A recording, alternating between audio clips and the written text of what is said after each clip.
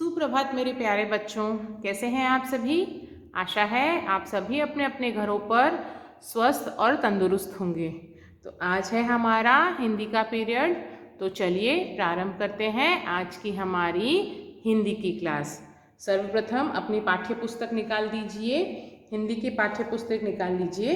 हमने जो chapter number 14 है मीठी बोली, उसका एक्सप्लेनेशन ख़त्म कर लिया। उसके डिफ़िकल्ट वर्ड्स लिख लिए, उसकी ग्लॉसरी लिख ली है और 84 पेज पर जो बहुविकल्पीय प्रश्न है वो भी हमने पूर्ण कर लिए हैं। ठीक है, आज हम उसके आगे बढ़ेंगे और पेज नंबर 85 से आगे का एक्सरसाइज पूर्ण करेंगे। एक्सरसाइज आपको टेक्स्ट बुक में ही करनी है, सिर्फ प्रश्न उत्तर हैं वो आपको अपनी नोटबुक में लिखने हैं। आपको जो मटेरियल दिया गया है उसमें से ही आपको क्वेश्चन आंसर्स अपनी नोटबुक में लिखने हैं और लर्न करने हैं। तो चलिए आज की कक्षा प्रारंभ करते हैं। बुक में निकाल लीजिए पेज नंबर 85। पेज नंबर 85 पर प्रश्न नंबर 2, निम्नलिखित प्रश्नों के उत्तर एक वाक्य में लिखिए और यह निम्नलिखित प्रश्नों के उत्तर लिखिए। ये दोनों आपको अपनी नोटबुक में, हिंदी की नोटबुक में मटेरियल में से देख के क्वेश्चन आंसर्स कंप्लीट करने हैं। ठीक है, यहाँ से हम एक्सरसाइज तीसरी से हमारे बुक में कंप्लीट करते जाएंगे। कविता की निम्न पंक्तियों को पूर्ण कीजिए। यहाँ पे कविता की 2 पंक्तियां दी हुई हैं, बीच में खाली स्थान दिया हुआ है, उसे हमें पूर्ण करना है। क्या है? इसने ही तो डैश डैश डैश डैश मिश्री घोली। तो क्या आएगा यहाँ पे? ऊक ऊक कर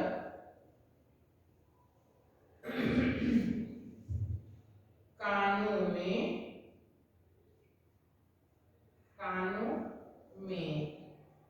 मिश्री घोली। तो क्या हो गया इसमें? इसने ही तो कूक कूक कर कानों में मिश्री घोली। ठीक है। क ख है डैश देख डैश पानी। तो क्या आएगा?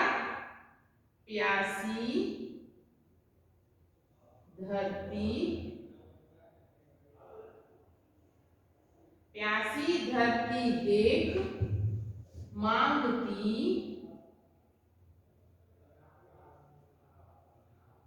मांगती हो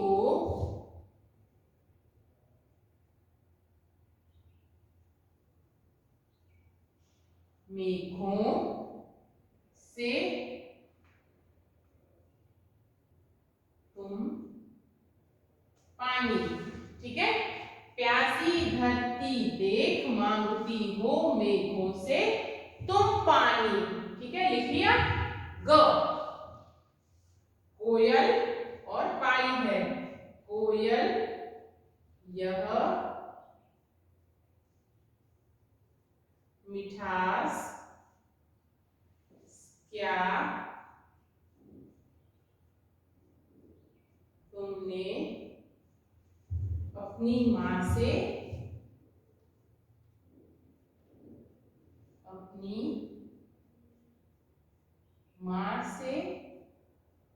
पाई है?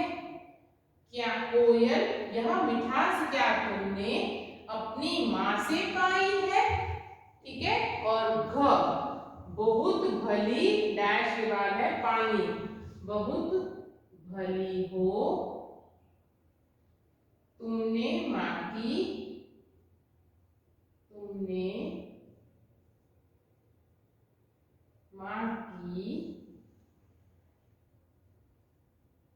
बात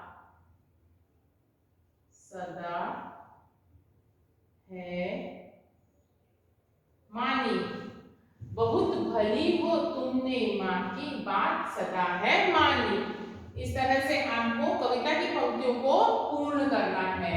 अगला प्रश्न है, नीचे दिए गए ध्वनि सूचक शब्दों को संबंधित वाक्यों से भरिए।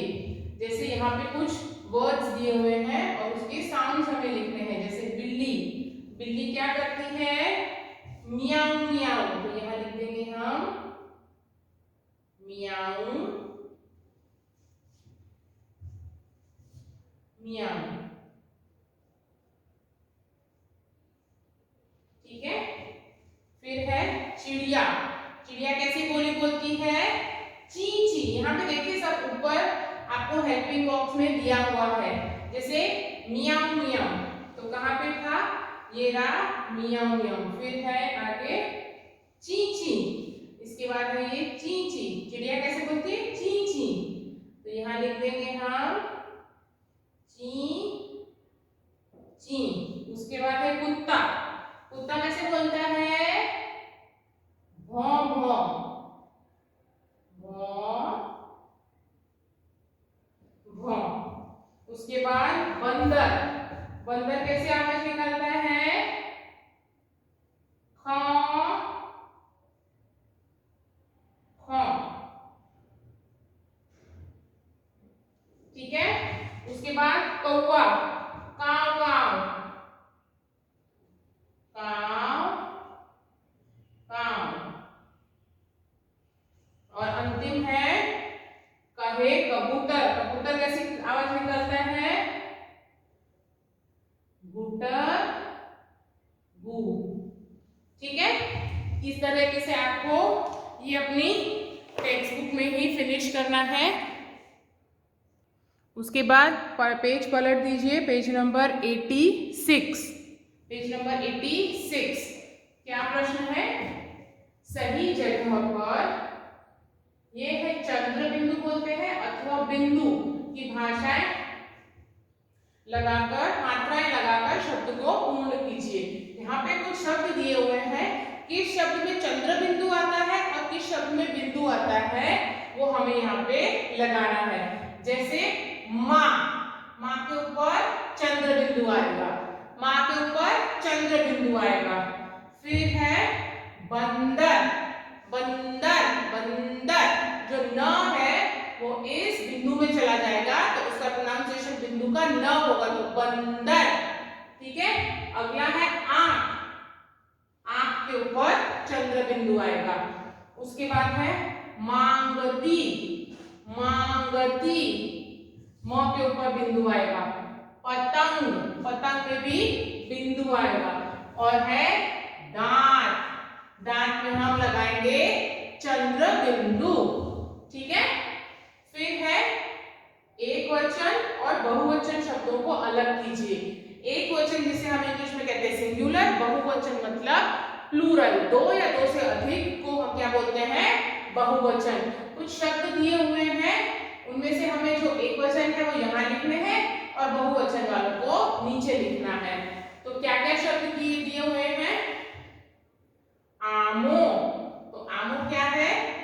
बहुवचन, आमो। ठीक है। फिर है कोयल। कोयल क्या है? एक वचन, कोयल। उसके बाद है दिनों। दिनों, दिनों है बहुत दिनों की बात है, बहुवचन। डाली, डाली एक वचन है, एक ही डाली है ना इस वजह से। उसके बाद है धरती। एक ही धरती माँ है, धरती भी एक वचन है। और अंतिम है मेघों। मेघों, एक मेघ नहीं है, बहुत सारे मेघ हैं, मेघों। ठीक है। तो एक वचन में कौन कौन से आ गए? कोयल, डाली और धरती, ये एक वचन है। आमों, दिनों और मेघों ये है बहुवचन। ठीक है। उसके बाद है नीचे। चलिए अगला है रचनात्मक कार्य। रचनात्मक कार्य प्रश्न है नीचे दिए गए चित्र देखकर और उससे संबंधित मुहावरे लिखे। यहाँ पर कुछ चित्र दिए हुए हैं, उन चित्रों के आधार पर हमें मुहावरा बनाना है और उस मुहावरे को नीचे लिखना है। जैसे आप यहाँ इस चित्र में देख सकते हैं, यहाँ क्या है? पहाड़ है और चूहा है। तो इसे देख के कौन सा मुहावरा बनेगा? खोदा पहाड़, निकला चूहा।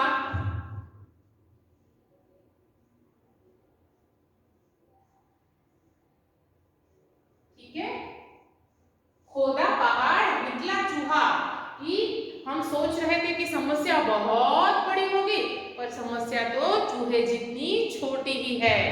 इसका अर्थ यह है, खोदा पहाड़ और निकला चूहा।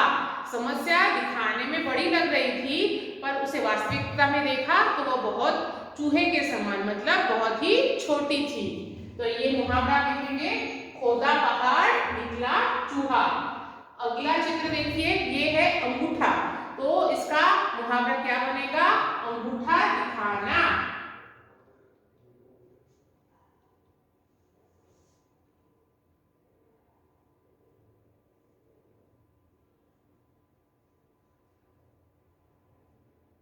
अंगूठा दिखाना, ठीक है। किसी को चिढ़ाना या किसी का मजाक उड़ाना तो उसको क्या बोलेंगे? अंगूठा दिखाना।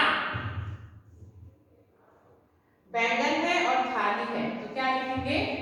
थाली का बैंगन। थाली का बैंगन, ठीक है। थाली का बैंगन, जो कभी इस तरफ लुढ़क जाता है, जो कभी उस तरफ लुढ़क जाता है। आपने देखा ही होगा, एक थाली में अगर अपन बैंगन रख देते हैं और जब हम थाली को उठाएंगे तो वो बैंगन कभी इस ओर झुकेगा या कभी इस ओर झुकेगा। उसी तरह से थाली का बैंगन, ऐसा व्यक्ति जो कभी इस तरफ बोले और दूसरी तरफ भी बोले, ऐसे व्यक्ति को क्या बोलते हैं? थाली का बैंगन बोलते हैं ना। तो यह मुहावरा है, थाली का बैंगन। और अंतिम है, हाँ, 9 2 11 होना। 9 2 11,